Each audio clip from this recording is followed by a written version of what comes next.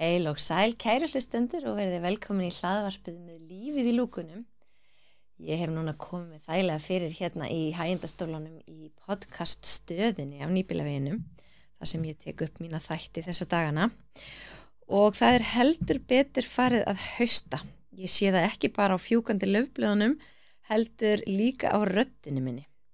Þetta gerist nefnilega oft hjá kennurum, sérstaklega íþróttakennurum á haustin, að við missum röddina eða verðum hás.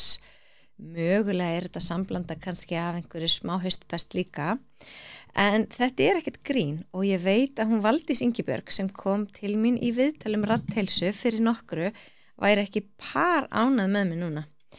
Ég hvet alla sem nota röddina sína sem atvinnutæki sitt, til dæmis kennara, þjálfara, leikara og söngvara, að hlusta á það mikilvæga viðtal raddheilsu.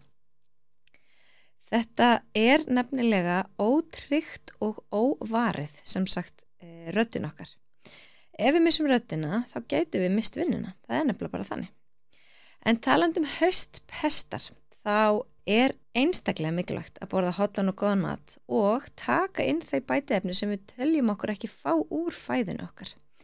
Og í fyrsta lagi getið þið skellt ykkur á spírunni og fengið náttúrulega bara frábæran mat þar. Uppáhaldsrétturinn minn hjá spírunni er lax í möndlusmjöri, en það er alltaf bleikur fiskur á þriðjudögum, þannig ég reyni alltaf að fara þá. Og fyrir það sem ekki vita, þá er hægt að panta mat í takeaway hjá spírunni og taka með sér heim. En einnig er mikið af bætiefnum sem ég hef verið að mæla með og þá sérstaklega munnúðan, D-vitaminúðan frá Better You, því allir Íslendingar ættu nú að taka það daglega, sérstaklega núna það fer að dimma. Og þeir sem eru vegan, þeir geti gagnast að því að taka inn vegan munnúðan sem er líka frá Better You og allir þessir úðar fást í heilsuhillum Netto. En þessa dagana eru einmitt heilsudagar hjá Netto. Þeir klárast 8. september, það eru frábær tilboð á hverjum degi og sérstök app tilboð líka. Ég einmitt keypti sæta kartöflur á 50% afslætti og bakaði súkkulaði köku úr þeim. Forvitnir geta kíkt á Instagramið mitt. En það eru einmitt Netto, heilsuhillan og spíran sem gera mér kleift að færa ykkur þessa þætti vikulega.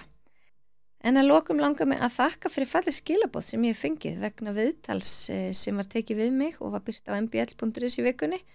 Viðtalið heitir einfaldlega bara allt í lífinu hefur áhrif á heilsun okkar. Þannig að endilega kíkið á það af því að það er nefnilega bara þannig að allt sem við gerum og allt í umhverfinu okkar hefur áhrif á heilsun okkar og við erum með lífið í lúkunum.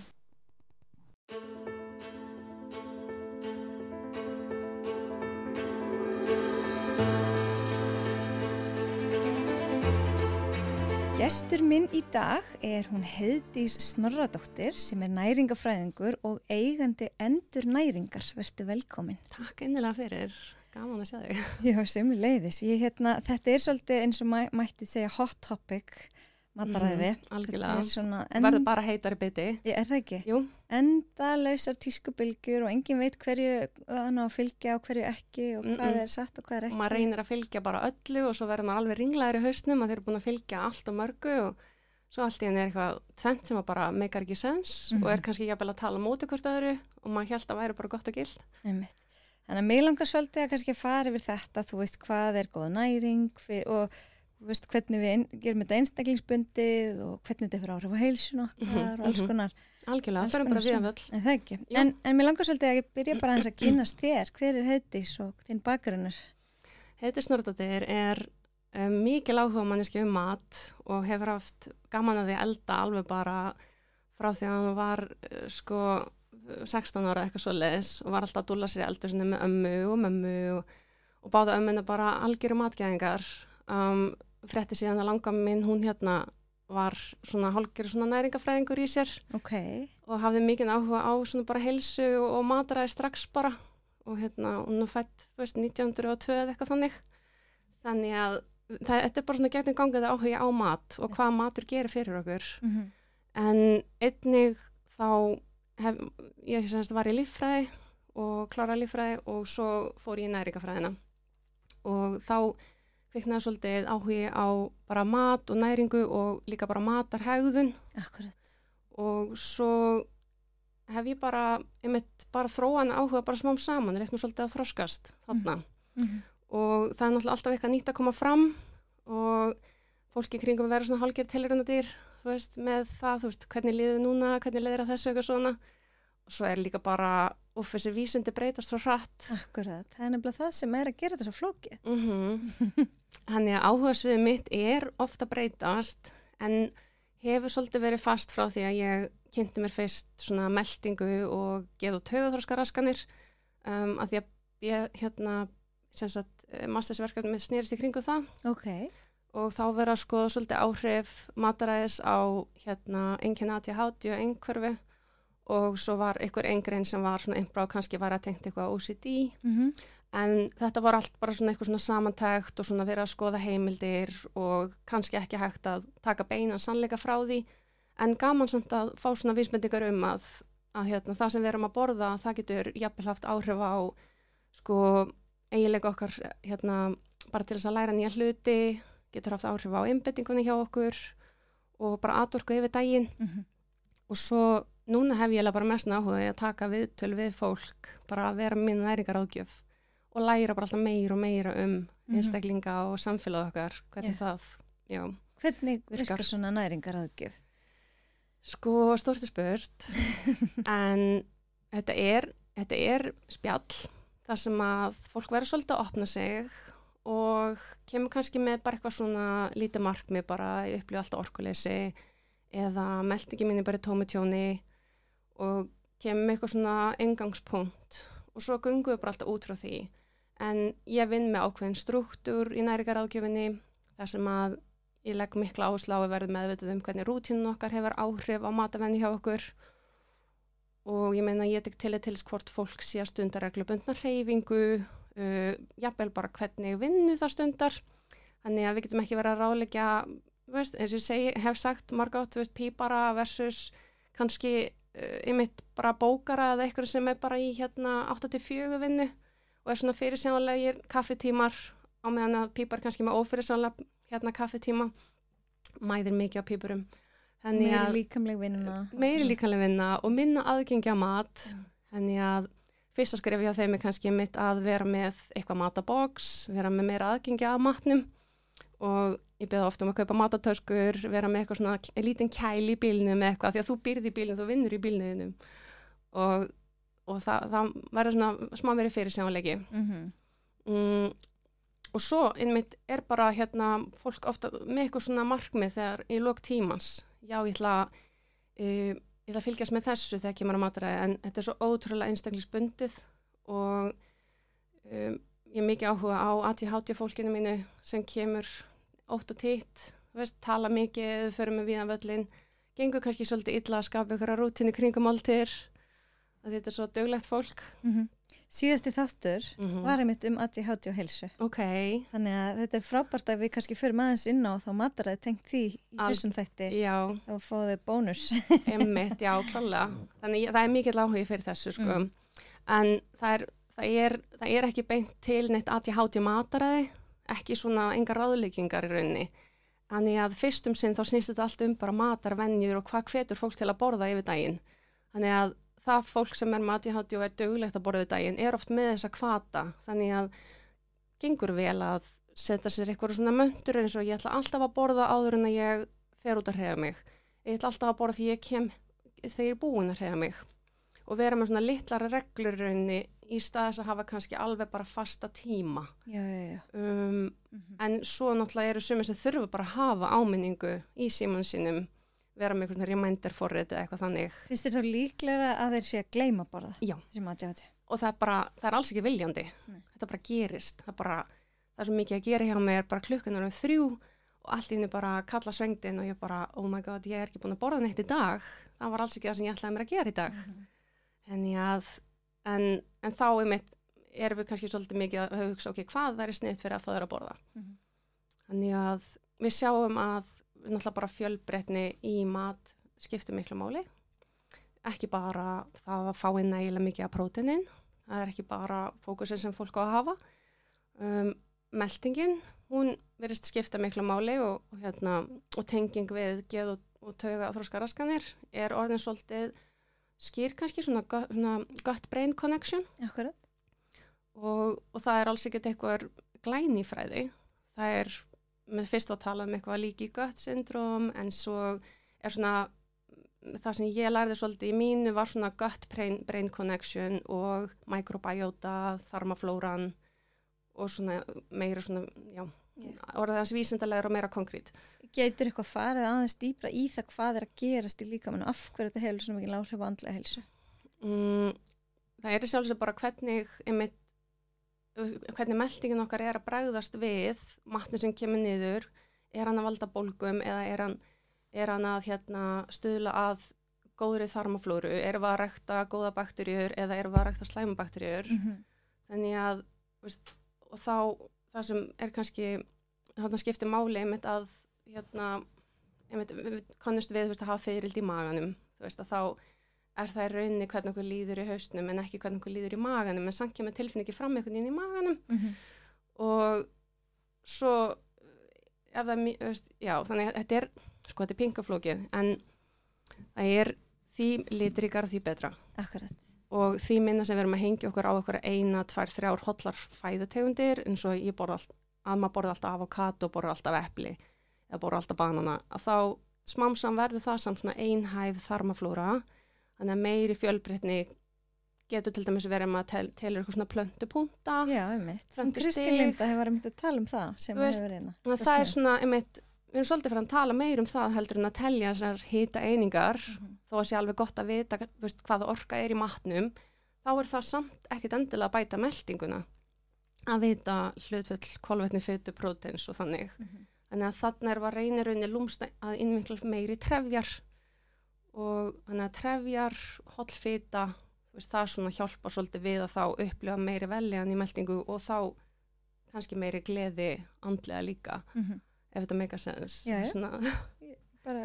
ég hef alveg heyrt þetta sama, en svo bara svo mismunandi og misvísandi upplýsingar, í gangi. Það til fólk sem karnivor, borðar bara kjöt, en samt það alveg við góða heilsu og finnur kannski jafnvel bætta andlega líðan út frá því. Þannig að það svo ótrúlegt og svo hefur maður heyrt þetta, það sé svo ótrúlega mikilvægt að fá trefjarnar, af því að annars í raun og veru bara, hvað heitir, þarmaveggurinn, bara gegndræpi þarmana og þarmaveggurinn, misviðkvæmur og þannig, en ég held að skipti líka máli hvaðan fólkið að koma, þegar það breytur lífstil, ef ég með að breyta því að verða bara kjötata og borða bara dýraafurðir, hvernig ger ég það, hverju ég að bæta við, kannski það bara gífileg bæting frá því sem var, en síðan hefur verið að koma kannski ljós að eftir svona 1-2 ár jafnvel að þá geti fólk ekki alveg haldið það út að vera á karnivórmataræðinu, af því að það með skortir svolítið trefjarnar og skortir kannski einhver ákveðin svona með steinefni sem við fáum ekki alveg, og þá fyrir fólk kannski að bæta við döðlum og jarðaberjum og bláberjum og fer þá að fatta, ég þarf þetta líka, ekki bara dýraafurðnar, heldur líka bara plönturnar. Og ég held bara svona að sama með eins og ef ég gerist grænmetisæta, að þá spurning, ég að koma frá mjög einhæfu fæði, að þá auðvitað kannski upplifast meiri orku að bæta við fjölbreytnina. Þannig að maður getur upplifað svona tímabundna bætingar, en svo verðum að horfa til lengri tíma, til nokkra ára, til að sjá hvaða raunverulega áhrif þetta matur að hafa á mig. Þannig minnst það skiptir miklu máli, en eins og sé heildarmyndin skiptir mestu máli, bara að þetta vinni allt saman og taki ekki einstaka næringarefni út fyrir svegan og segja að þetta besta næringarefni heimi, ég ætla alltaf að borða það. Það eitthvað svona. Finnst þið búið að djöfla gera sum næringarefni? Já, klárlega. Og ég veit ekki hvort, ég eiginlega bara blóta ef ég segi kannski eitthvað eins og hafrar eða tröllahafrar eða eitthvað svona haframjöl og þannig, að þá ég kannski bara blóta fyrir sömum, af því að bara hafrar að vera skelfilegi fyrir meldingunni hjá þér. En ég meina, við getum hugsað, hvernig best að borða hafra? Það best að borða hafra kannski þegar þeir kannski búin að liggja í bleyti eða þegar búið að sjóða þá, eða uppáhaldsaðferð fyrir mín að bara hreinlega létt steikja það á pönnu, bara tröllahafra og jafnvel bæta við einhverju fræjum og setja svo egg út á, að þá ég aðeins að svona mýkja þá og gera aðgengilegri fyrir meltinguna. Þannig að það kannski ekki gott að fá alveg þurra hafra inn í líkamann. Við þurfum alltaf, hafrar þurfa að vökva og svona einmitt. Þannig að það er búið djöflað ýmislegt sem er bara mjög holl og góð fæða. En eins og til dæmis, mér langar bara rétt að minnast á eins og eins og repjuolían, það er munur á hollri og góðri repjuolíu og þess sem er kannski notuð í iðnaði og stundum kannski, það er bara mismunandi tegundir til af þessari olíu náttúrulega og hún er sett í mismunandi samingi eins og, já, vissulega er repjuolía notuð þá í næringarsnauðri fæðu og svona einmitt ekki hollri fæðu. Að því hún er ódýrari eða? Já, mögulega því hún er ódýrari og léttara að framleiða hana. Þannig hún er þá notuð í svona óhollri fæðu en hún er ekkit endilega orsaka valdurinn akkur þessi fæða hefur svona slæmt kannski áhrif. Það er náttúrulega margt annað í því kannski eins og, ég meina, mjög unnar bakarísvörur eins og kleinur til dæmis, kleinur kannski ekki alveg eins og ammagerðar, heldur eru kleinur kannski með alls konar viðbættum efnum til að halda þeim ferskum lengur. Þá er það kannski ekki gott fyrir þarmaflórun og líkamann. En svo er hægt að fá repjuolíu eins og hérna á Íslandi frá Sandhól. Það er bara ósköp næringarík og fín repjuolía sem myndur ekki að vera holl fyrir marga, sko. En hérna, það sem er svolítið heitu, veit ég. Já, mitt. En eru samt oljur, þú veist, eins og ólífuolía, eru þær betri? Næringa þéttnin meiri? Eða? Sko, það er bara, ég meina að þetta er bara sikkur upprunn af maturunni. Veist, það er eflaust fínt bara að hafa þetta svolítið blandað. En eins og segja, ólífuolían inniheldur bara önnu næringarefni heldur en kannski repjuolían. Önnu ólífu meðan hittur önnu svona repjufræjum. En margir fíla bara, þú veist, að vera með ólífuolíuna frekar. Ég meina, mér finnst ólífuolía persónulega bara betra á bragðið og hún bara fer mjög vel í mig. Mér finnst repjuolía ekkert spes á bragðið, þess vegna kýs ég ekki að nota hana. Ég hef smakkað ferska repjuolíu og mér finnst ekkert spes á bragðið. En ólífuolía er eitthvað sem ég get haldið mig við og sett út á matinn minn. Það er alltaf verið að tala líka, þú veist, að kaupa olíu alltaf í glerflösku en ekki plastflöskum. Algjörlega, og það er alveg án þess að ég sé eitthvað svona farin á matvælafræðina, að þá hún geymist betur í dökkum glerflöskum heldur en í glæruplasti. Vissulega geymist betur þannig. En maður þarf ekki að hafa samviskubiti yfir að kaupa eitthvað í glærri flösku ef maður er að nota bara mjög fljótlega og ætlar ekki að geyma það lengi. En ef maður vill stíla svolítið á geymsluþol olía þá myndi það klálega velja dökkar flöskur. Það er svona sólavörnin svolítið og geyma þar á bara dimmum stað, ekki beinu sólljósi. En veist, svo komið kannski aðeins inn á meltinguna að þá hjálpar olían okkur svolítið að nýta trefjarnar úr matnum betur, hjálpar okkur til við alls konar upptöku vítamín og steinefna og veist, einbralt á því að fólk er að reyna að bæta meltingu að smyrja sér svolítið innan með olíunum, það hjálpar okkur svolítið að líða bara betur, vera með betri hægðir og eitthvað svona. En myndi þú veist feitur matur eða þú veist avokado, hnetur og feitur lax og eitthvað svona, væri það ef þú borðar það, þarftu þá líka olíu? Eða það komið í staðinn? Það er, ertu að menna þá líka bara ólífuolíu út á það? Já. Það er bara fínt að hafa þeir í bland. Þetta er svona með avokado, olía gefið bara aðra næringu heldur en ólífuolía. Þannig það getur bara verið fínt að hafa svona sitt lítið af hvoru þegar kemur að þessu. Og já, bara fjölbreytta fitu. Af því að það er aðra fitusýrur, það er omega-3, omega-6, omega-9. Þannig við fáum þetta allt úr mismunandi tegundum af mat. Þannig að fáum lítið af omega-3 úr hnetum, að við fáum mikið af omega-3 úr laxinum og svo fáum við mikið af omega-9 úr ólífuolíunni. Þannig að það er bara fínt að reyna að fá best of alls konar. Já, ekki einhæft mataræði. Nei, leyfa bara öllum að vera með. Mér finnst það svolítið mikilvægt. Leifur öllum að vera með í mataræðinni hjá þér. En skiptir samt ekki svolítið miklu máli samt að hlusta á líkamann sinn? Jú. Því það er ekki það sama sem henta mér og þér. Jú, og það gengur líka bara mjög illa hjá mörgum að hlusta á líkamann. Gefa sér tíma til að hlusta á líkamann.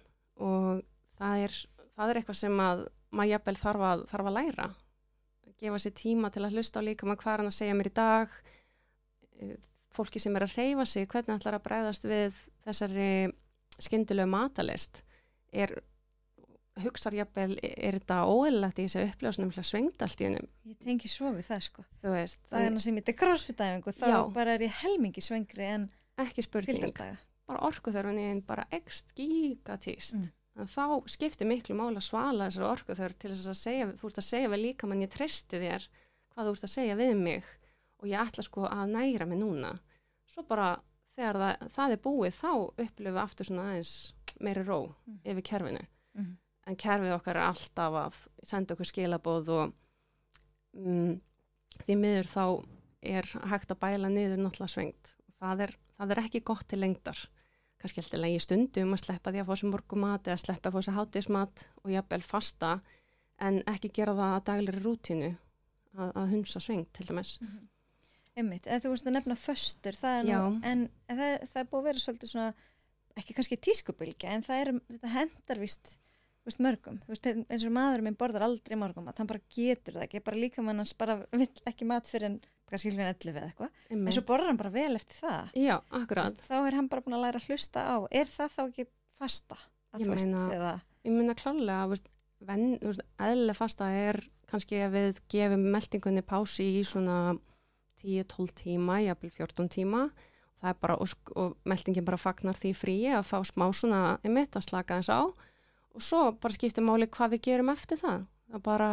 Og þá byrja líka með svolítið, kannski, ég tala svolítið í myndlíkingum, ekki frekar en fræðum, minnst það skemmtilegra, en þá byrja hann bara svona vega með þetta, ok, það kom þetta mikið inn á þessari næringu, þessu orkuefni, og svo er hann bara svona að meta okkur svolítið yfir daginn, og svo ég líti á það sem þannig að í lokdagsins, þá er bara verið að taka svolítið stöðutjekk, hvernig gekk að koma öllu þessu inn í dag, og það getur skipt máli hvar svona svengt og setta er daginn eftir. Akkurat. Og bara hvernig okkur líður daginn eftir. Þannig að ef maður kannski borðar of lítið einn dag, þá finnur það daginn eftir. Ég meina það. Jú, maður getur fundið það. Þá getur maður fundið fyrir kannski meiri svengt, meiri löngun í kolvetni til dæmis, af því að meiri löngun í kolvetni getur þýtt að þú sért ekki að næra nógu mikið. Heilin náttúrulega, hann vill svolítið kolvetnin, hann vill, ef hann getur ekki fengið þá kýs hann að breyta þeim í líkamannum og fá það þannig sko. En hann fær aldrei hreina fitu uppi og nýti það sem orku upp í heila sko. Þannig að mér finnst sko, ef maður hugsa kannski bara kynslóð mömmu minnar, þá var alltaf svo mikið svona megrunarkultúr, þú veist. Og það var alltaf að tala að, þú veist, ef þú borðar ekki nóg, þá náttúrulega hægist á grunnbrennslunni. Þú veist, ef einhverjir eru komnir í þennan vítarhring, þau borða rosalega lítið, þú veist, hvernig geta þau byrjað aftur að borða eðlilega til þess að auka grunnbrennsluna og koma í raun og veru meldingun og öllu aftur í ganga, því að, þú veist, þegar grunnbrennslan er lág, þá náttúrulega þyngistu bara á í lengu. Já, þannig að, sko, allavega sérfræðingar tala það, einmitt að það að bæla niður svengt og vera að í rauninni neita líkamann sínum orku og næringu í lengri tíma, að það geti hægt á grunnbrennsluna, því að okkur ætti líkamann að gefa þér eitthvað eða veist, ef þú ert ekki að gefa neitt á móti, þetta er svona, hann hefur bara áhyggjur af því að hann fá ekki að borða, þannig að hann kýst þá frekar að halda bara frekar í byrðnar. Þannig að ein útkoma getur náttúrulega verið aukin þyngdaraukning, þó að það sé ekki eina skýringin, en það getur verið ein birtingamynd þess. Þannig að ein leið til þess að svona fá aftur traust þarna milli er að jafnvel næringaþétta aðeins mataræðið koma inn, og þá er ekki nóg að taka bara kannski vítamín, heldur það er langbest að reyna að koma inn með næringaþétta fæðu, kannski bara Getur skilgreint það fyrir þá sem ekki vita. Já, og þú veist, hann er næringaþétt fæða og hún er rauninni með þá vítamín og steinefni á sem svona fæstar orkueiningar og það getur verið bara eins og bláber eða uppáldið mitt paprika, rauð paprika sem er ekki mikil kannski orka í henni, en hún er samt með alveg langt ráðlagðan dagskamta C-vitamíni, alveg getur verið með 200-300% ráðlagðan dagskamta C-vitamíni og er afskaplega þá næringarþétt. Þannig meðan næringarsnaut er kannski hvít kartabla með engu vítamínum og steinefnum og er búið að flysja hana jafnvel, hún er bara hvít og með ekkert og gefur bara pjúra orku, og það er allt í lagi í stundum, en þá getum við næringarþétt með því að bæta við kannski mitt gulrót eða brokkoli við eða eitthvað þannig. Þegar brokkoli þá ekki mjög orkuríkt en það mjög næringar þétt með járni og ýmsum mitt snefilefnum og vítaminum og þannig. Þannig að það í sjálfu sér næringarþéttni og trefjar í mat, það svona ein leið til að sjá hvort þú sé næringarþétt að lesa á umbúðir, þú veist, er meir en 7 grömm af trefjum í brauðinu sem ég að borða. Ef það meir en 7 grömm af trefjum í brauðinu sem ég að borða, þá það næringarþétt brauð. Okay. Þannig að það líka þægilegt. 7 grömm í 100 grömmum? Eða? Já, fyrir ekki, þú veist að segja hana, 7 grömm í 100 grömmum, já, akkurat. Þannig að en gífulega trefjaríkt kannski þú komin upp í svona 16 grömm í 100 grömmum eins og sveskjur eða eitthvað þannig. Og hafragrjón eru svona í kringum 10 grömmin. En það ekki einmitt, þá bara hægt að skoða sykurtegundir í mat eitthvað þannig. Þannig að líka skoða trefjamagnið, það vinnur þá á móti svolítið. En veist, það engin svona ein leið til þess að bæta mataræðið í sjálfu sér. Ég get ráðalegt fólki fullt af alls konar mat, en síðan ef það ekki innvinklað í rútínu, veit ekki hvernig á að nota upplýsingarnar, þá gengur það lítið upp. Þannig að stórhluti tímans fer jafnvel í að koma með einhverju hugmyndir á máltíðum og bara, veist, hvernig á ég að nota graskísfræ, hvað virkar best með pekanhnetum eða hvernig á ég að nota möndlusmjör. Mér langar að bæta möndlusmjörinn að því eitthvað það að vera holdt. Bara prófa, veist, bara vera óhrædd við að prófa og prófa nýja hluti þó við séum orðin 30, 40, 50, 60, 70 bara að gera, bara bæta nýju mat inn.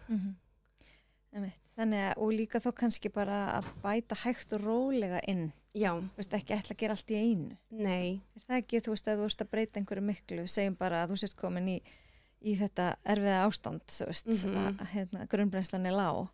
Einmitt. Þannig að þá þarftu að borða til þess að aukana. Já, algjörlega, og það líka ekkert gaman að ná snöggum árangri.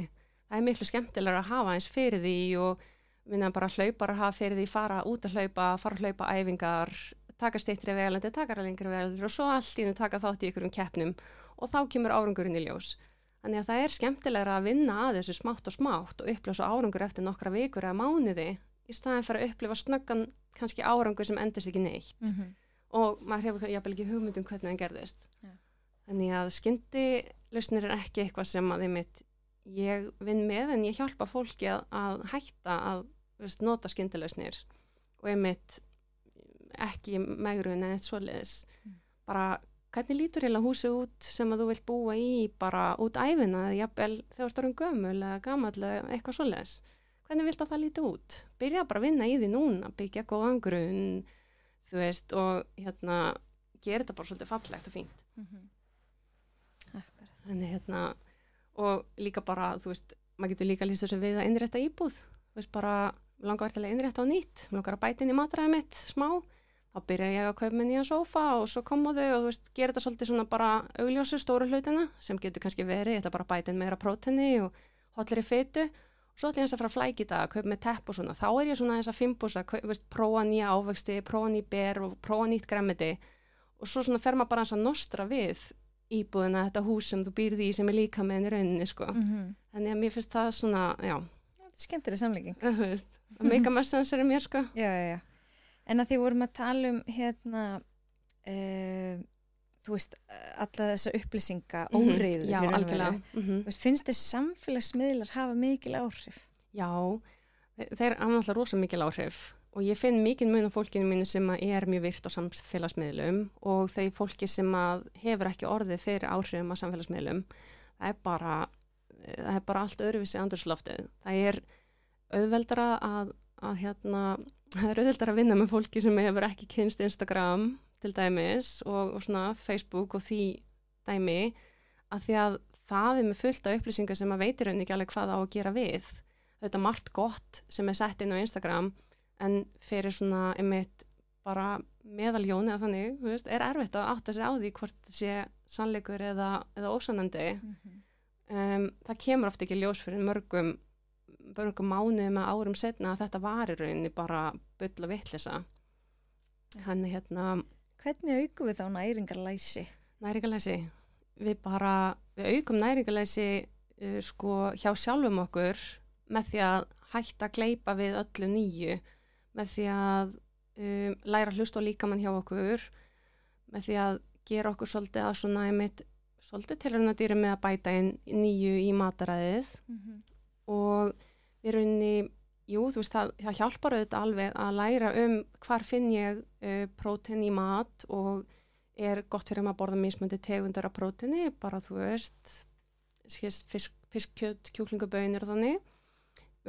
Og hvar finn ég fituna og til mismunandi gerðar af fitu, til mismunandi gerðar af kolvetnum, hvað gera mismunandi tegundar af kolvetnum, hvað eru trefjar, hvað gera trefjar fyrir mig og maður svona, getur þá farið svolítið svona að auka sína heilsu vitund líka, hvað gera rosalega mikið trefjum fyrir mig fyrir æfingu, mér verður svolítið illt í maganum og svolítið orkulítil sko, en ef ég kannski fæ mér ávöxt og kannski pingu hnetusmjör eða eitthvað svona meira einfalt, að þá allt inn meiri orka á æfingunni.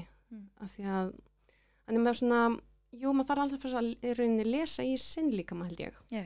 Til að auka næringarlæsi og maður getur vissulega alveg að fara að lesa vísindagreinur allt svoleiðis, en bara maður reiðbúin í það. Þá var maður samt alltaf hverjum á maður að trúa.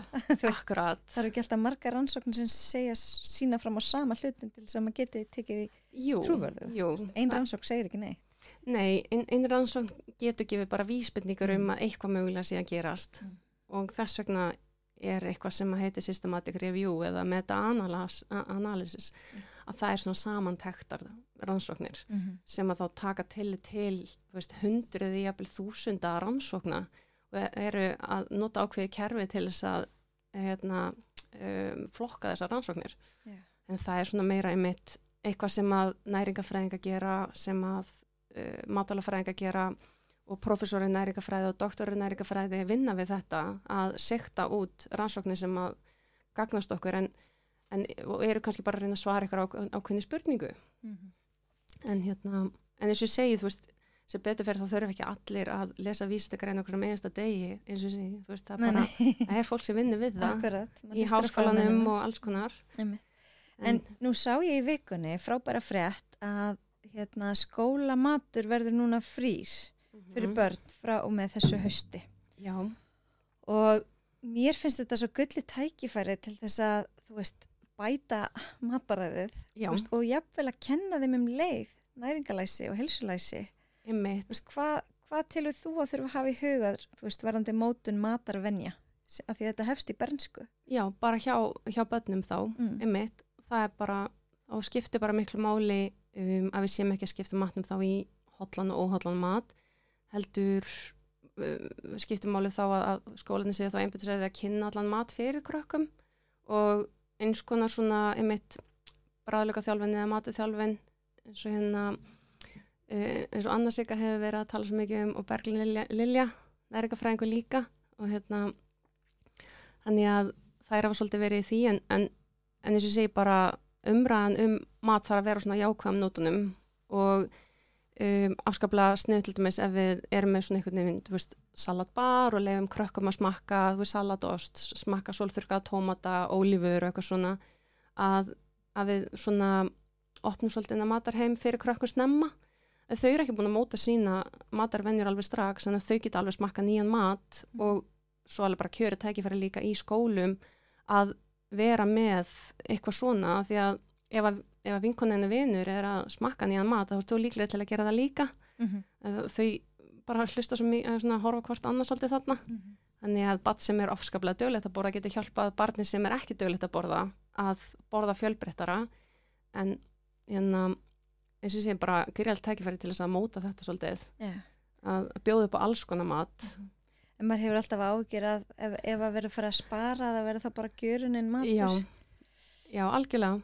En þarna bara, þarf held ég bara teimi sérfræðinga til þess að stuðla þessu og jafnvel samstarf við innflytjendur matvælaframleiðendur og næringafræðinga, það er matvælafræðinga og aðra svona sérfræðinga sem að móta matsela bara á í skólum að það er bara verið samstarf við matráðuna.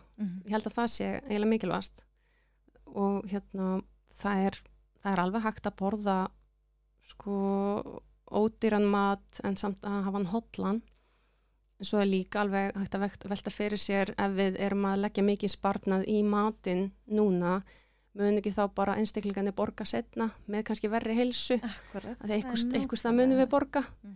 Þannig að við erum bæði að stuðla að góðri lýðheilsu ef við byggjum strax grunninn að góðu mataræði hjá krökkum. Þá geta þau stuðla að betra fæðuvali. Þannig að þetta er svolítið flókin og margslungið spurning, myndi ég segja, hvernig við gerum þetta. Ég hef ekki alveg ekki kunn á því, en ég er samfærið að gott samstarf alltaf þarna milli skiptir miklu máli. Að matræðinir og þeir sem að sjá eldur sem fái almennilega fræðslu og setja jafnvel eitthvað námskeið og svona til þess að svona læra að nýta matinn og útbúa matsél sem bara nýtist yfir vikuna, nýta afganga eitthvað svona. Einmitt, að þetta er svo kjöri tækifæri til þess að jafnvel kenna þeim bara næringafræði í leiðinni eða næringar svona læsi, þú veist, hvað er prótein, hvað er fitta, hvað er kolvetni, hvað eru trefjar, af hverju þurfum við öllu sjálfsköfni og allt þetta. Einmitt, og bara hvað er í þessum sósu sem við erum að nota og er ekki slæmt að nota of mikið af rótunarefnum og of mikið af einhverju svona litarefnum og þannig. Akkurat, sko. Það er náttúrulega ekkert sniðugt að borða of mikið af slíku, kannski. Þannig að já. Já, ég hef nú komið inn á það nokkur sinnum í sem þætti eða viðmælendur mínir. Ég trúi því. Hvað það er oft, sko, hvað maður að segja, það er verið að presentera svo í sletta aðeins, óhollustu fyrir börn. Já. Minnst það svo siðlaust, á fótboltamótum, akkur það alltaf að vera blárdrykkur og próteinpönnuköka í velun, eða hvað skilur þú, akkur er ekki bara banani og trópi, eða skilur þú, eitthvað svona. Já, ég veit það. Og það versta er að foreldrarnir eru þetta að gera sér besta, en þeir enda oft með að vera eitthvað ótrúlega leiðilegir af því að þeir vil ekki bjóða krökkunum sínum upp á einmitt mat sem þeir vita er ekki ætlað þeim. Vil ekki bjóða alltaf upp á Powerade eða einmitt þegar að Prime tímabili var sem alltaf bara hræðilegt, sko. Prime er alltaf bara ekki ætlað börnum, sko, eða jafnvel ekki fullorðnum. Þannig maður þarf að fara alltaf frá að útskýra fyrir 6-7 ára barni af hverju það megi ekki drekka það sama eða af hverju það megi ekki fá sér appelsín þarna eða eitthvað þannig. Þetta er bara svo erfitt þegar foreldrar settir í þessa stöðu. Þannig að það er, ég skoða þetta aðeins í sumar af því að mín börn eru bæði að spila fótbolta. Það tók ég bara pingu umræða á Instagramni hjá mér, bara svona hvernig er úrvalið þarna, og ég held að úrvalið það bara veltur rosalega mikið á því bara hvernig styrkið þau fá frá bakaríu og frá alls konar aðilum sem eru til í að gefa gúmulega og svona. En maður sá alveg að það var verið að reyna að gefa kannski að útbúa tilbúna smúþía eða bjóða jafnvel upp á kæli sem var með skýrskvísu eða einhver hafrastykki eitthvað svona, þannig að það var verið að reyna. Frábært. Þannig að það var alls ekki, það er aðeins bæting í gangi. Ég hlakka til næsta sumar að kíkja hvort það sé ennþá meira búið að gefa í, sko. Og það er hægt náttúrulega að fá bara líka ráðgjöf hjá næringafræðingum til þess að koma inn með meira svona næringarleg ríkt. Og sérstaklega á svona íþróttamóti, ég meina bara þetta á ekki alveg heima þarna, þó við getum alveg fengið okkur þetta stöku sinnum. Og bara, já, allt hefur svona stað á tíma. Nákvæmlega. En ef við förum kannski aðeins bara í heilsu, tengið þetta er náttúrulega allt svo sem búin að ræða, við veitum að þetta hefur áhrif á heilsun okkar, en hvað er heilsa fyrir þér? Heilsa fyrir mér er ef að bara fínt að horfa þess að þætti hjá mér eins og ef ég er að huga svefninu mínum, að þá finnst mér vera góð heilsa hjá mér, ef ég er að huga að næringunni, ef ég er að huga hreyfingunni aðeins og andlegri heilsu. Þetta þarf ekki alltaf að vera allt í toppstandi, en heilsa fyrir mér er þá ef að ég bara get sinnt því sem ég finnst skemmtilegt, ef ég hef orku fyrir börnin mín, upplifi það að ég get bara hoppað á hjólið mitt og farið út að hjóla.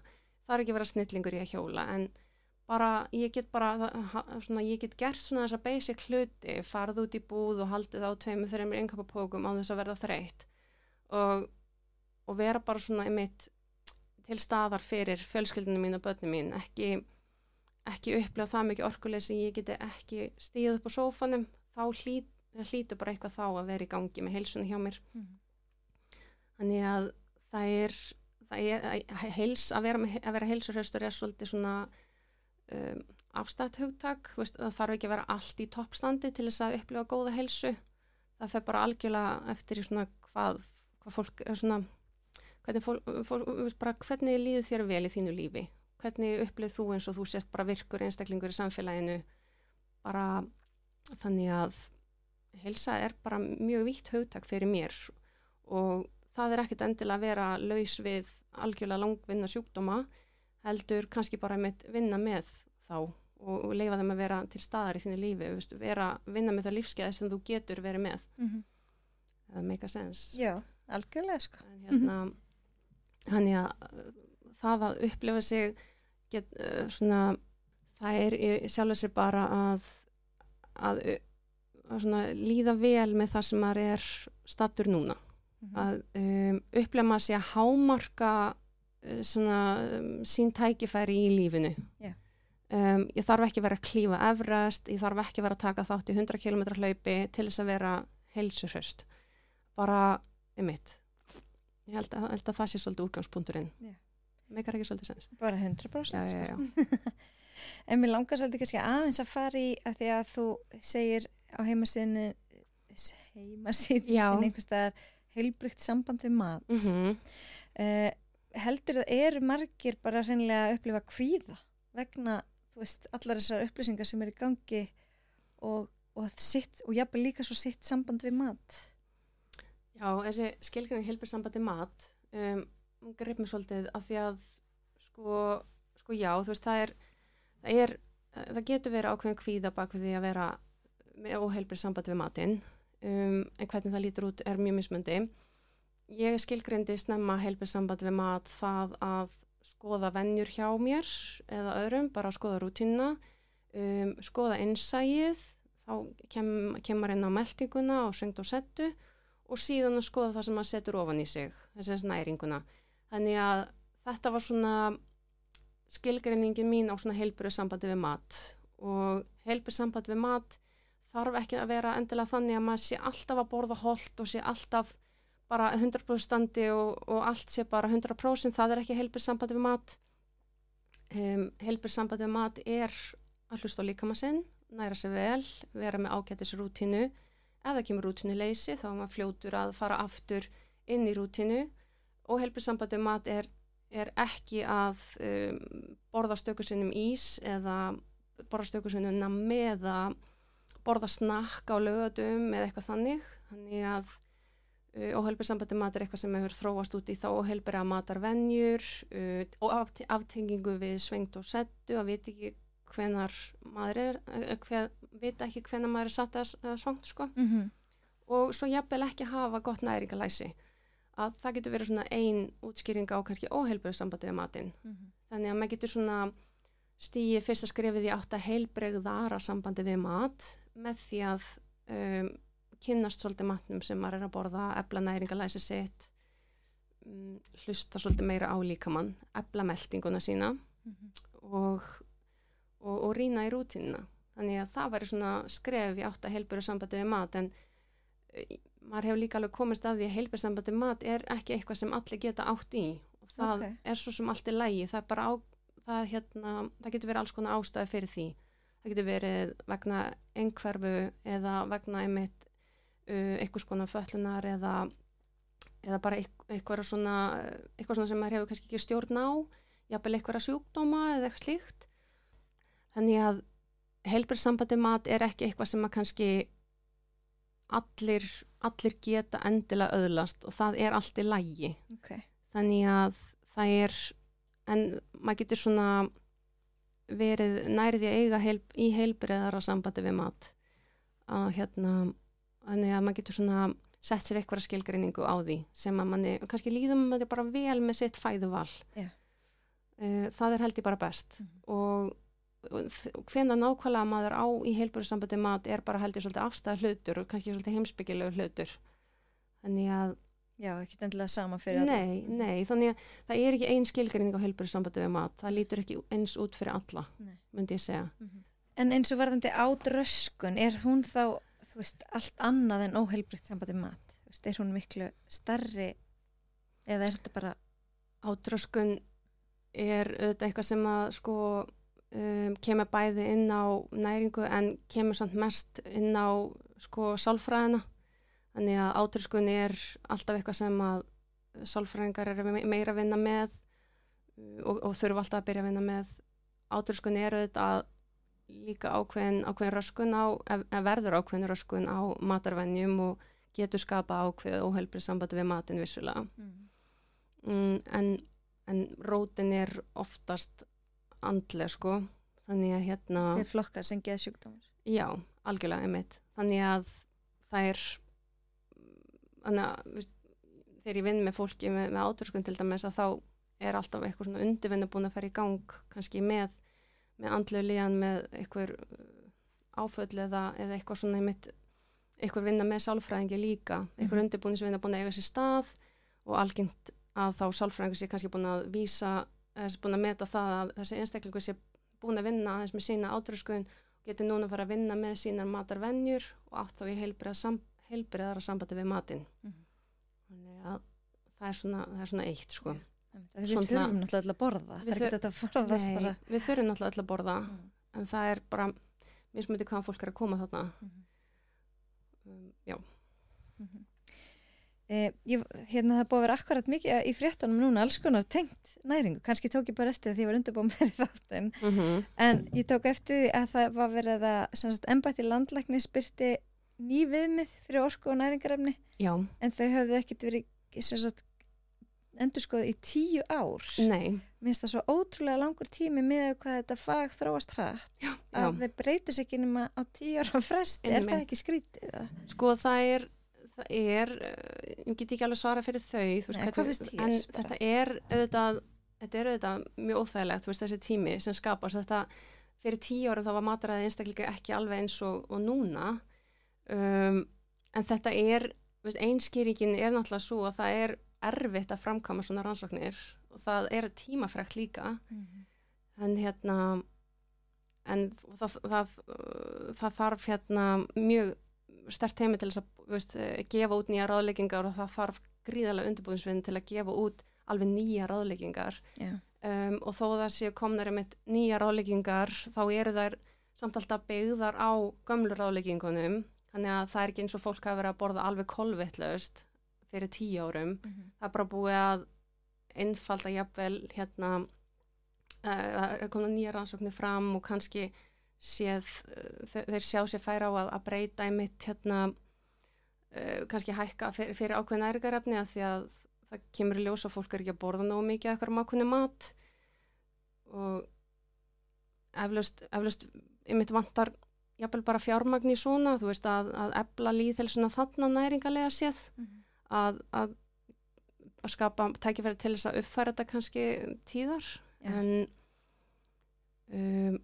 það eins og ég segi það alltaf hægt að skoða tilbaka og fylgja alveg svona sirkabát gömlum ráðleggingum og það ráðleggingar sem að ég hef verið með þær eru vissulega kannski gamlar en það hægt að byggja á þeim en það líka fínt að minna sig á að svona ráðleggingar eins og voru að koma núna nýja ráðleggingar, það eru ekki gefnar út fyrir kannski einstaklingin sjálfan, heldur þetta svona meira fyrir hóp af fólki, en þetta eru svona næringarráðleggingar fyrir þjóðina og svo alltaf verið að vinna með næringaráðgjöfum í að svona persónu gera alltaf næringarráðleggingarnar. Þannig að maður getur alltaf treyst í að þegar maður gerir það, þá fær maður svona bara persónulega næringarráðleggi fyrir sig, en næringafræðingurinn ekki að taka beint upp úr þessu, ekki upp úr norrænu næringarráðleggingum alveg 100%, af því að þarf að finnst þetta með að við bara, ólíkta konur, með að við,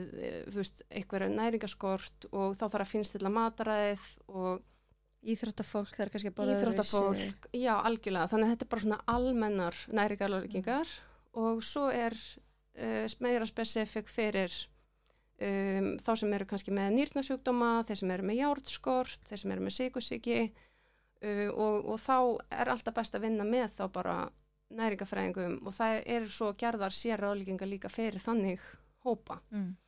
Maður hefur nú yfirleitt heyrt mesta gagnrýni á til dæmis fæðupíramídan varðandi þú veist, orkuefnin, að það hafi verið að ráðleggja, þú veist, svo hátt hlutfall kolvetna. Já. Þú veist, það svona gagnrýnin sem maður heyrir helst, að því að svo alltaf verið að segja borða meira prótín, en það bara, þú veist, ef maður borðar eftir ráðlegum þessu, að þá hlutfallið svo skakt miðað við nýjustu fræðin. Já, einmitt, þannig að það var talað 40-60% ætti að vera kolvetni og svo, veist, ætti að vera svona einmitt kringum 25 eitthvað og eitthvað svona viðmið við fitu og svo varandi prótein að þá sveiflast það rosalega mikið á eftir á hvaða stað fólk veist, þannig að lægstu viðmið 0,8 á hvert kilogram líkamsþyngdar hjá fólki og allt upp í 2 grömm af próteini á hvert kilogram líkamsþyngdar. Þannig að þetta prótein þarf ekst það bara miðað við atorku fólks við daginn og hreyfingu þannig. Þannig að þarna sveiflast þetta náttúrulega rosalega mikið. En síðan alltaf, það er ekki bara hægt að segja ekki borða bara meira kolvetni þótt að borða 40-60 af því að þarna kemur inn, það eru kolvetni í svo mörgu, það eru kolvetni í gremmeti, það eru kolvetni í baunum, það eru kolvetni í ávöxtum. Einmitt, þetta einföld eða flókin kolvetni? Já, þú veist, þannig að þetta blanda af einföldum og flóknum kolvetnum og þarna koma svona útskýringar í ljós að það er gott að borða litríkt, það er gott að borða ávöxti, ber, baunir og fræ og eitthvað svona. Þannig að þetta aldrei bara ein fæða sem bara kolvetnirík en bara einfaldur sykur, veist, eða eitthvað svona. En fólk það svolítið að hugsa, ok, þú veist, hlutfallið, það breytist svolítið og svo kemur næringarþéttni líka inn. Þannig en það samt alltaf verið að spyrja okkur hversu mikið á ég að borða þessu, hversu mikið að borða hinu. Þetta svona viðmiðið, en auðvitað þetta ekki alveg heilagt fyrir þig persónlega. En fólki finnst gott samt að fá eitthvað svona pingu beinagarinn til að vinna með. Algjörlega. Þá líklega svolítið jákvætt að bara átt að borða cirka bát þetta prósent af þessu og svo fer bara eftir hvernig lífið þú lifir einhvern veginn, hvað ert að gera.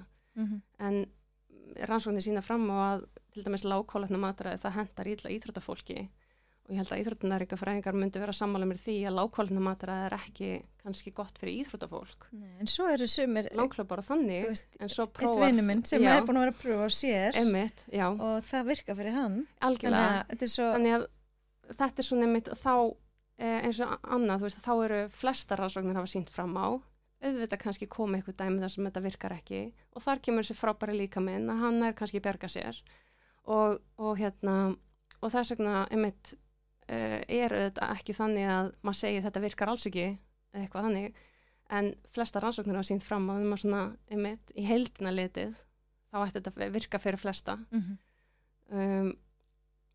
Þannig einmitt þarna verður fólk svolítið að hlusta bara á hvað nákvæmlega fyrir sín líkama en morgunkornin einmitt ekki kannski sama og havragrautur eða þarna kemur svolítið með tegund matarins líka. Hvað myndir þú tala að væri svona góður morgumatur til að byrja? Er ekki fyrsta máltíð dagsins svona mikilvægasta til þess að koma kerfinu á stað? Sko, mér finnst það skemmtileg spurning. Mikilvægasta máltíð dagsins, hún vissulega mikilvæg.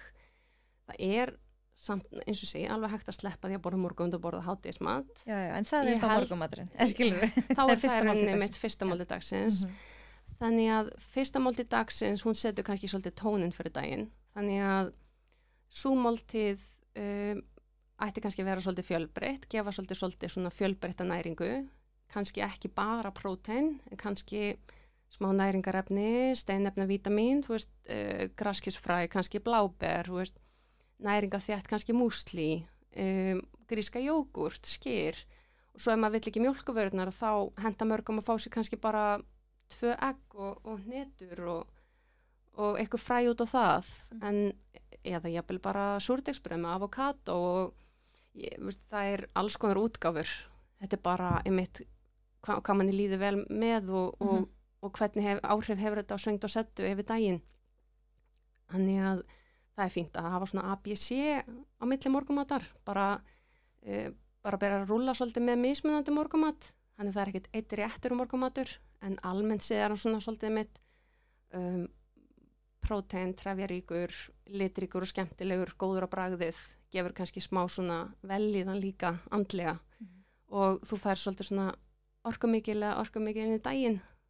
Þannig að en svo hendar flestu fólki sem til dæmis ekki með góða meltingu að borða eitthvað áður en að hádegismaturinn og borða, þá verður morgunmatur kannski bara svona pingu upphitun fyrir stærri hádegismat, þá er hádegismaturinn kannski svo krefjandi eins og ef ég í vinnunni og ég borða alltaf í mötuneyti og það bara kjúklingur og grjón og gremmiti og máltíðin opaslega flókið fyrir meltinguna. Alltaf drepast í magunum svo eftir það, þó þetta hafi verið hollu matur. Það verður kannski bara þannig að meltingin var ekki alveg reiðubúin í svona risamáltíð, að þá getur verið sniðugt að taka smá svona uppbytun fyrir það, þú veist, fá smá svona kannski, þú veist, egg og ávöxti eða ristabröð með hnetusmjör og epli eða, það svona 2 tíma áður eða? Já, þú veist, einmitt, bara eitthvað svona 2 tíma áður. Og það samt ekkert endilega risamáltíð, en hún svona pingu, já, svona uppbytun. Þannig að maður tókn ekki í hádeginu, eða þú veist, þannig að það hjálpar mörgum, sko. Já, þannig að góð melding náttúrulega þá bara ef allt virkar eðlilega, veist, það ekki? Jú. Og manni líður vel og... Jú, og svona góð melding náttúrulega bara einmitt líka góð andleg líðan. Að náttúrulega ég ekkert glöð ef að meldingin í tómi tjóni og sumir upplega sjúkdóma á borð við IBS og það svona oft tengt við einmitt að það sé eitthvað svona tenging á milli gott brain og að það hjálpi til bæða að breyta matræðinu og líka stundi eitthvað núvitund og eitthvað svona hugleysla æfingar á móti. Þannig að það sé svona einmitt vera að vinna í báðum kerfum á sama tíma en maturinn einn og sér hjálpar kannski ekki endilega alltaf. Þannig að já, minna bara til dæmis við upplifum öll kannski kvíða, streitu, tímabundið og þá vitum við alveg að meldingin kannski verður ekkert svaklega góð. Maður kannski upplifi stress fyrir fyrirlestur og maður bara svona gæti ekki hugsað sér að borða neitt og svo þegar fyrirlestum var lokið þá gæti maður hugsað sér að borða alveg helling. Þá kom matelstin allt tilbaka. Það ótrúlegt hvað þetta tengt og fólk fær niðurgang miklum stress og kvíða og alls konar. Já, ekki spurning. Þannig að maður vinnur líka svolítið tengt því, bara svona hvernig andlega líðan hjá hann, ertu að upplifa eitthvað kvíða eða streitu. Við spjöllum oft það, þú veist, og mér varst mjög áhugaverðana fyrirsögnin, þú veist, okkur þjóðin að fitna þó að sykurneysla hafi minnkað, maður svolítið áhugaverð setning, þú veist, af því að það hefur verið svolítið umræðan í gegnum tíðina að ef þú borðar allt of mikinn sykur, þú veist, að þá færið bara sykursýki og þá verður bara feitur eitthvað þannig, þú veist, að þetta segir að það er svo margt annað sem spilar inn í sem að við getum verið að vinna í bara með því að minnka kannski álag í lífinu hjá okkur og sofa betur og hreyfa okkur bara svona reglulega og allt svoleiðis. Þetta bara svona heildarmynd einhvern veginn og það engin svona ein útskýring eins og þú borðar allt of mikinn sykur eða eitthvað þannig og þetta svona, já. Samspil margra þátta meinarðu? Já, einmitt. Þetta bara samspil margra þátta. Þannig að þú myndir ekkert segja að það væri einhver ein leið til að bæta meldinguna þá? Nei, engin ein leið. Það er eins og segi, þá bara, ég myndi byrja á því að reyna að skoða hversu marga tegundir af litríkum mat ert að borða á viku.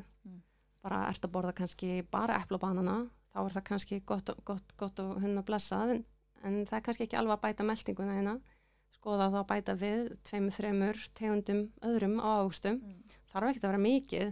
Það að bæta meldingunni getur verið bara að bæta við einni teskeiða kasjúhnetu eða teskeiða möndlusmjöri eða einni matskeiða bláberjum, hálfu epli. Smá spírur ofan á. Já, þetta er svona smátt og smátt, akkurat. Bara setja svona, bara hafa svolítið fjölbreytni þarna, ekki vera með rosa einhefni þó að sé hollumatur. Einmitt. Sko ég á heimasíðunni sá þú varst með svona nokkra punkta og þú talaði líka jákvæðri líkamsímynd. Já. Það er sterkari tenging og aukin virðing fyrir ein líkama. Og þar kemur líka inn, við eigum öll skilið að borða og við eigum öll skilið að næra okkur vel. og jákvæða líkamsvinn spilar svolítið inn í hversu vel ég næri mig og hvort að ég skili að næra líkaminn vel með góðum mat, að þá oft skapast jákvæðari líkamsýmynd ef að ég fer að gefa mér svolítið sveigrum og fer að hlusta svolítið á minn líkam og hvers hann þarfnast, að þá kemur rosalega mikið svona self-compassion inn sem að mér finnst svo dásalega að sýna okkur bara sjálfsmildi og læra svolítið að elska okkur líka, að vera ekki með niðurrif þó að okkur finnist við standa okkur illa, og það er mikilvægt að bara til dæmis bara halda áfram að mæta, og ég vinn til dæmis með virk og þá skiptir máli að mæta þó maður hafi ekki kannski verið 100% í mataræði, að þá er bara óþarf að vera að skamma sig eitthvað fyrir það, að það kannski var bara ótrúlega mikið áhrifþáttum, fjölskyldu, vinum, vinnunni, kannski kom eitthvað áföll upp og þannig sem að þá spila inn í staðin fyrir að svara því með því að brjóta sjálf sér niður, okkur náði ég ekki að halda þessu mataræði sem ég hafa búin að setja upp, að bara reyna að rýna svolítið í það og bara halda áfram, bara hvað get ég gert í dag, þó, og hvað get ég gert til þess að bara bæta mitt mataræði í dag, ef ég til dæmis ekki borða neina ávexti, get ég prófað að bæta bláberjum eða epli í morgunmatinn, og ef ég get það í heila viku eða 2 vikur, þá er ég kannski reiðbúin til þess að stíga skrefinu lengra, bæta við einhverju fleiri máltíðir, en það skiptir bara máli mitt að kannski byrja að fókusa á eina máltíð, klára það, fókusa svo á næstu máltíð, reyna að fínbosa hana og gera hana góða, og ég meina svo bara er bara mikil óþolinmæði í að reyna að vera komin þanga sem að mann langar til að vera komin helst í gær. Akkurat. Þannig ég var svolítið að halda svolítið fast í fólki mitt og sína því, þetta mun alveg gerast, bara gefa þessu smá tíma, og þá myndu upplifa jákvæða breytingar, en við viljum ekki upplifa hraða breytingar, það er svo orkufrægt og við náum ekki að halda okkur við það. Já. Mér finnst líka áhugavert sem þú varst að segja áður við byrjum að taka upp, að ef fólk er að borða eitthvað sem að veitir því ekki ánægju, hvað gerist þá? Eða hvernig orðar þetta? Það er svona, ef ég er að borða eitthvað sem að mér finnst ekki gott, en er næringarlega séð alveg rétt samsett, bara, þetta er bara fullkomin samsetning af orkuefnunum, en þetta bara höfðar ekki til mín neitt svona andlega, þetta gefur mér ekki neitt, þá myndast eitthvað svona, hvað gefur mér í alvörunni svona ánægju, og þá einhvern veginn því ofta sem maður er ekki að svala þeirra ánægju, því meira myndast eitthvað svona kreif, eitthvað svona kreif í mitt að fá ánægju út matnum, og þá getur maður jafnvel, ef ég veit ekki spesmatur í vinnu, þá kannski reyni að taka með mér eitthvað sem ég finnst reglulega gott, kannski dökkt súkkulaði og bláber, og læt maður hafa það að borða umulegan hádegismat, en ég fæ þá allavega góðan eftirrétt. Þannig ég hef alveg nýtt þá stefnið þegar ég bara svona veit ég þarf að næra líkamann, en líkamann er mér rauninni alveg sama hvort þessi gott og bragðið eða ekki, hann vil prófa að vita hvað hann fær fyrir sinn snúð þann daginn, en við erum þessar tilfinningaverur oft, og sérstaklega ákveðin tíma tíðarhengsins eru konur alveg opaslega mikla tilfinningaverur, og þá þarf maturinn að veita þeim tilfinningalega bara knús, og knús frá matnum er alveg, það er alltaf lægi að fá knús frá matnum sínum, en mér finnst þetta mjög merkilegt og ákveðin fræði alveg á bakvið þetta að svona upplefa ákveð svona ég fæ aldrei neina ánægju út sem að ég held að þess vegna líka virka margir kúrar ekki, að fólk er að borða mat sem að námskeiðshaldarinn er alveg bara sjúklega spenntur fyrir og segir bara þetta er bara geggja matur og ótrúlega holdt og gott og eitthvað, og við komum þetta bara eitthvað, já, en mér finnst það ekki svaklega gott á bragði, þannig eitthvað svona, ég kannski endist bara á þessi svona 3-4 vikur, svo get ég ekki beðið þegar að fara aftur í sama gamla matinn minn, sem mér finnst sjúklega góður á bragði. Þannig að bragð og melting fer ekki alltaf saman, og bragð og það hvað, líkaminn þar sem orku fer ekki alltaf saman, af því að við erum þessar flóknu verur, En ertu með einhver góð ráð fyrir fólk sem á stóra fjölskyldu og vill bæta sitt mataræði? Það er oft svo erfitt þegar þú þarft einhvern veginn, já, bara að það er margir á heimilum með margar mismunandi þarfir og margar mismunandi venjur. Já, það er afskaplega flókið að það eru ef það eru 4 eða fleiri á heimili. Það fólk með mismandi þarf þegar kemur að bragði og alls konar. Ég bið fólk kannski bara að byrja á samsettum máltíðum þar sem að heimilismeðlimir hafa svolítið val það hvað þeir vilja borða, en að við borðum þá allavega saman og það getur verið svona eins og ég nýt ofta vefjur, þá svona mismunandi meðlæti með, sumir vilja þá eitthvað svona edamamebönir eða papriku eða osti eitthvað þannig, en við byggjum öll bara svona mismunandi mat og taco frábært og allt svona sem er ekki búið að fyrirfram ákveða einhvern veginn, af því að við erum öll með svona mismunandi preferens fyrir matnum.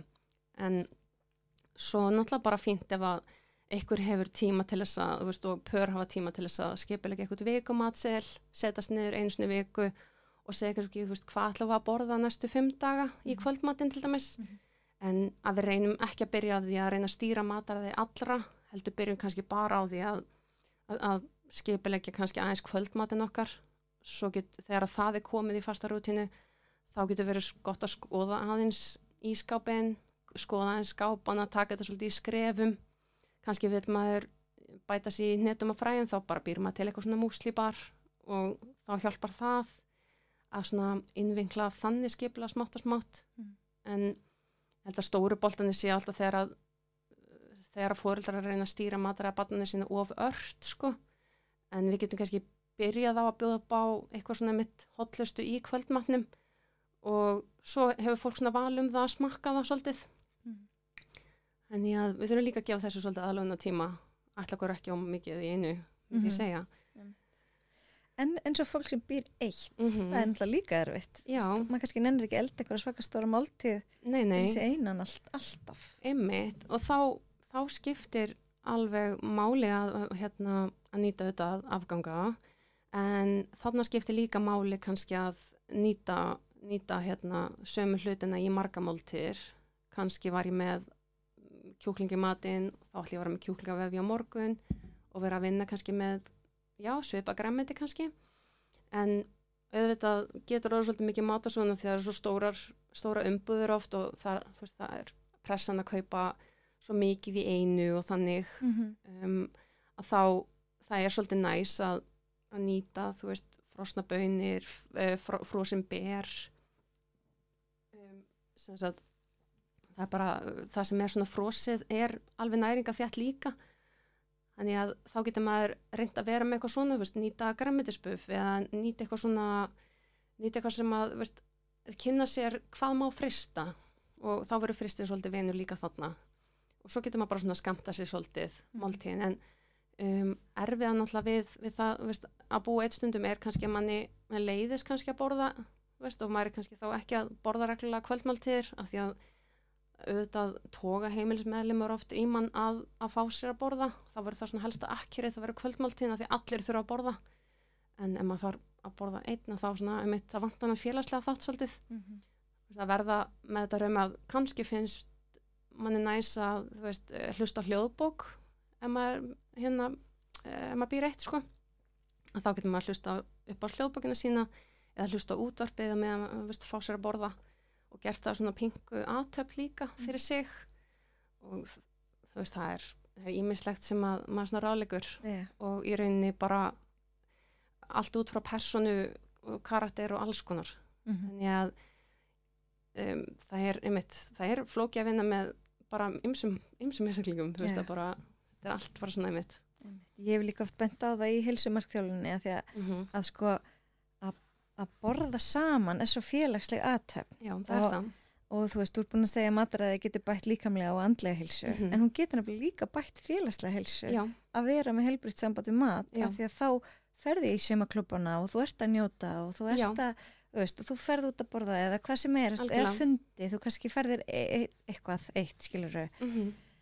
Það er alls það sem fólk kemur saman er matur. Ég veit það, og þá getum við hugsað, heilbrigt samband við matin er þá að ég er ekki að banna mér endilega neitt, ég bara kannski nýti tækifærið að vera í góðum félagskap núna og ég get hugsa kannski orku og næringaþjættina kannski bara seinna, bara í minni rútínu og þá er þessi veisla ekkert að fara að skemma neitt fyrir mér. Nei, af því að það er nefnilega þannig að fólk er svo fast í einhverju það forðast félagslegar aðstæður, það svo mikið að passa, þú veist, að fara alltaf svo klukka 10 og borða engan sykur og borða, allt þetta verður svona leið og ramminu er svona rosalega stífur, þá hefur það neikvæð áhrif á félagslega heilsuna. Já, ekki spurning.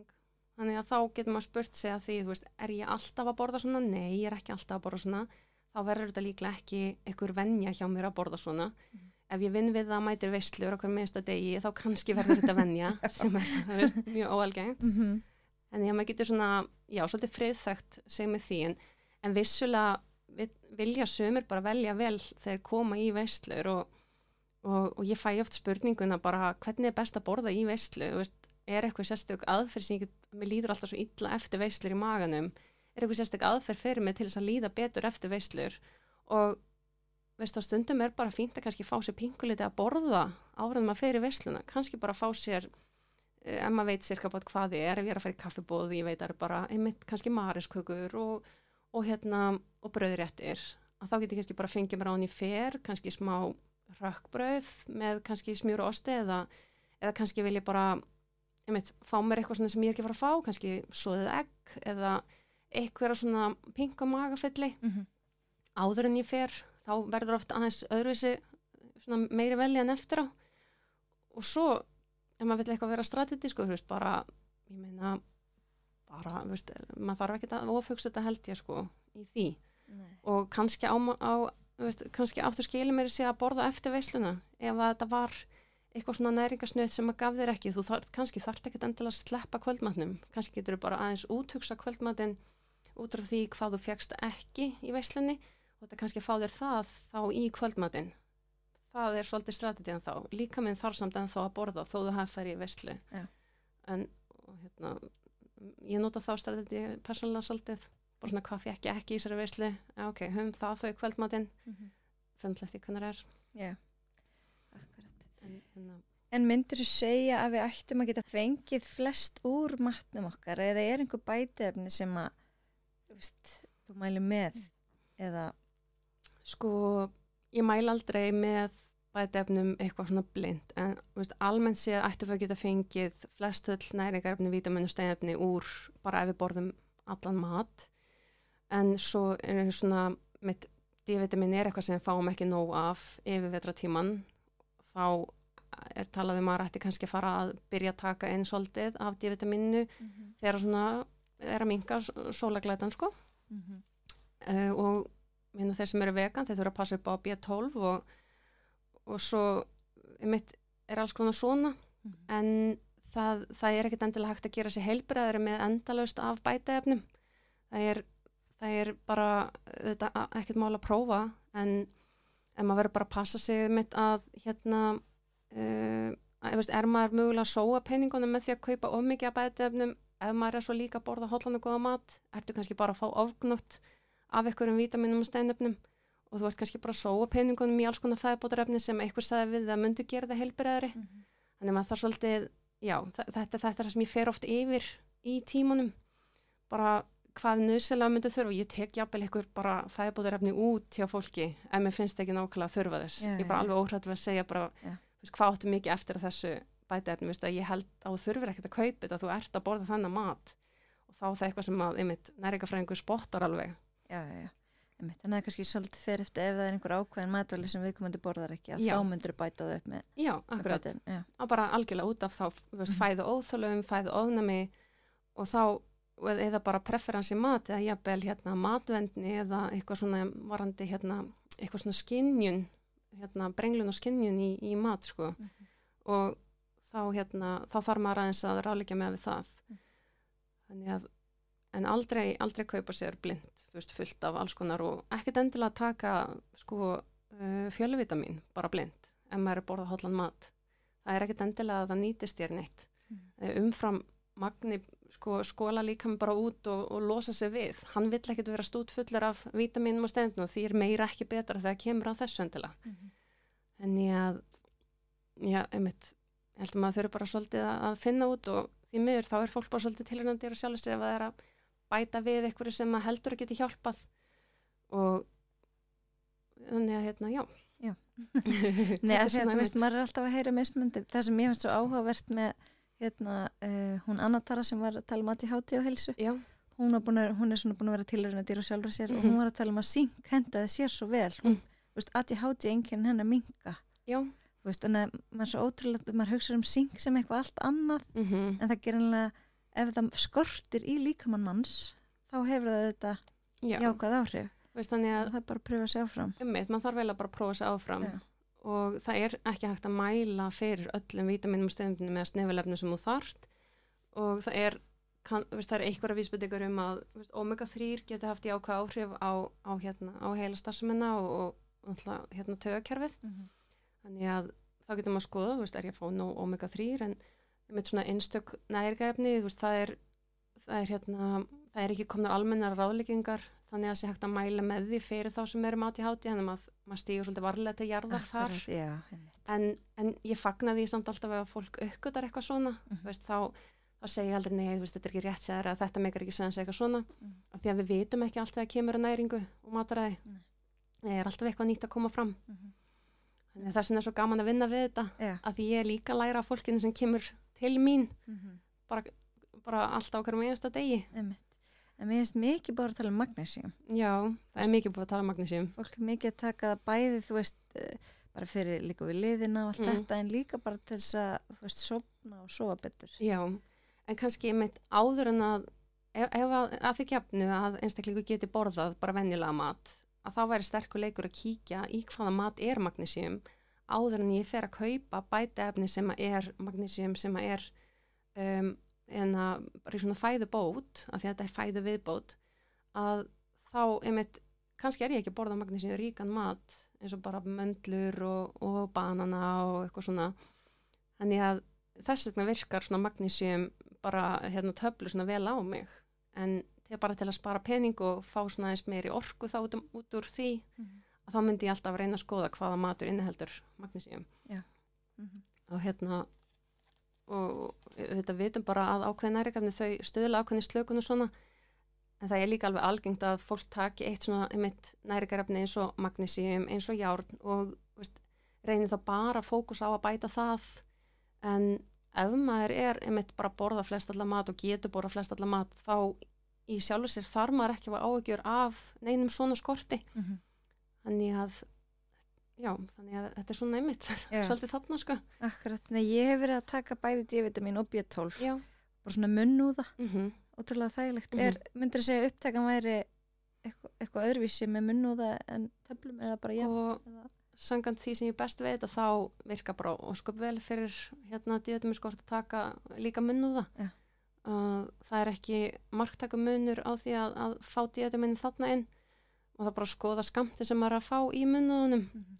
En það getur virkað bara mjög vel fyrir þá sem mega erf með töflur eða eitthvað slíkt, að þá þurfa það ekki að ágjöra því að sé ekki að fara að taka upp í gegnum úðan, annars þannig að það er bara þetta Better You, það er bara mjög fínt. Hef ég heyrt sko. Ég er einmitt í samstarfi við heilsuheillina sem er með Better You. Já, ok. Þannig að það er bara ósköp fín efni sko. Já, það hefur hendað mér vel. Ég á auðvildra með mun eftir munnúðanum og hafa hann í veskinu eða eitthvað, en einhvern veginn. Þannig að, en líka svona fjölvitamin töflur, það geta farið illa í meltingunni í fólki, við meltingin okkar er ekkert eitthvað hönnu til að taka móti endalast á duftum, þannig að það sem eru upplifa þá minni matalist ef að þeir taka fjölvitamin töfluna á morgni til, en taka frekar þá vítamin þegar þeir eru búin að fara eitthvað að borða. Ef maður þarf að taka fjölvitamin til dæmis. Og líka ef meltingin er ekki í lagi, þá tekur hún ekkert endilega upp öll næringarefni. Nei, það er nefnilega svolítið þannig líka sko. Og við vinnum þá líka bara miklu betur úr vítaminum þannig ef við erum að taka þau samhliða máltíðum. Og þess vegna er til dæmis mikilvægt að taka góðgerla samhliða máltíðum, af því að þessi góðgerla, þeir vilja náttúrulega bara næra sig á matnum sem við erum að borða. Vilja borða trefjarnar sem við erum að borða á alls konar svona. Þannig að taka vítamin með máltíðum bara virka langt best. Ég er einmitt með gjafapoka handa þér frá heilsuheillinni og það eru góðgerlar í honum. Biocult Mind. Hefur heyrt það? Já, ég heyrt það, já. Og alls konar rosalega flott. Þannig gjör það svo vel. Æðislega, takk innilega. En mér langar að spyrja alveg í blálokkin, hvernig get ég verið upplýstur neytandi? Eða bara þeir sá sem er að hlusta? það bara vera með svolítið gagnrýna hugsun en samt skilurðu treysta því sem kannski treysta því svolítið sem kannski sérfræðingar að segja eins og því sem næringafræðingar að skoða bara læra að rýna í eigin líkama og þegar uppistendur þá erum náttúrulega að borða fyrir okkur sko, þannig að við erum sérfræðingar í okkar eigin líkama og að gera bara að taka sér smá tíma til að kynnast matvörubúðinni, mér finnst gott að kíkja til dæmis inn á heimasíður verslana, nota stundum krónan.is til þess að þú veist bara kíkja inn á hvað Já, ég er mitt í samstarfi við Netto.